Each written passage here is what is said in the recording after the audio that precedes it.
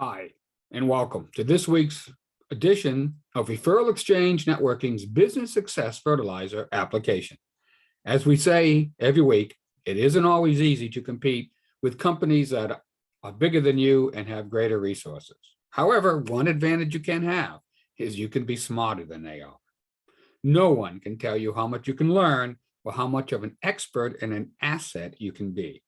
That's why at Referral Exchange Networking, we think education is one of the most critical things for small business success. And that's why every week we strive to make you just a little bit smarter. So let's get right to it. Puppies, rainbows, unicorns, sunshine, roses. Whenever someone starts a business, too often they only look at the bright side, how great it will be to be their own boss, doing their own thing and making bucket loads of money. The entrepreneurial dream. But quite often it's just that, a dream. First of all, puppies grow up to be dogs that need to be walked in the dead of winter, and they don't differentiate between chewing up a pair of flip-flops versus a pair of $500 boots. Rainbows can mean your planned picnic was a washout. And unicorns, they don't exist. And sunshine causes skin cancer, and roses have really sharp thorns. We would like to think that our businesses will keep growing, bringing in new clients and swelling our bank accounts. And of course, we all know that that's not always the case. External factors such as COVID, unexpected issues, supply chain chaos, or changing social trends when streaming services took over the old television model. All these things can quickly bring about a business downturn that you're not prepared for. Now, there are several common ways that your business can run off the tracks. In an article in joesdaily.com, the writer, a self-described caffeine addict, social media freak, and tech junkie, point some of them out. He starts with taking on too much. It's a familiar way to derail your business. When starting up, we often fall into the trap of accepting all comers.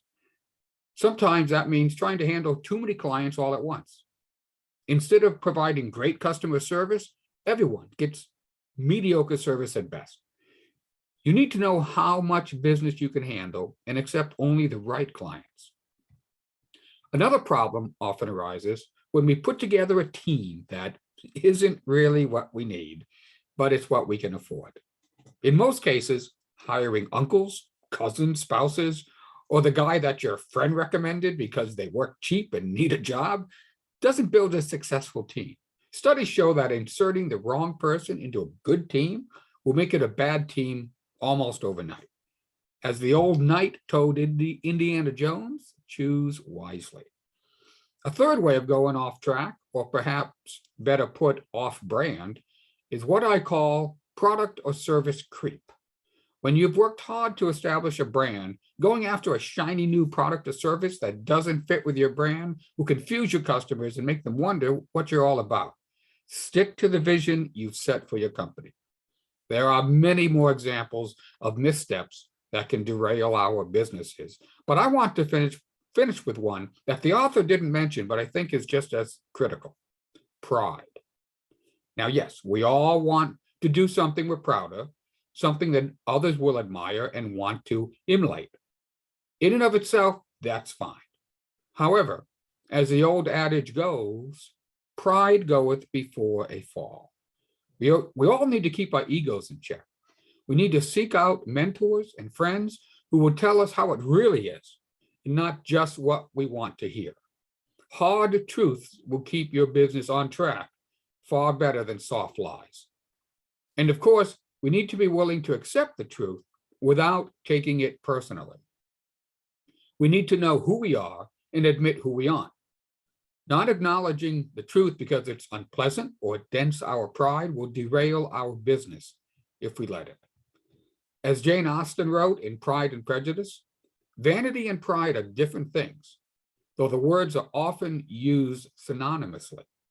Pride relates more to our opinion of ourselves. Vanity to what we would have others think of us. Well, that's it for this week. I hope you got something out of it. If you'd like to talk about anything you just heard, or you would like to know how you can grow your business by joining a referral exchange networking chapter, or even how to start your own chapter, reach out to me at raustin@referralexchangenetworking.com. That's exchange with an X.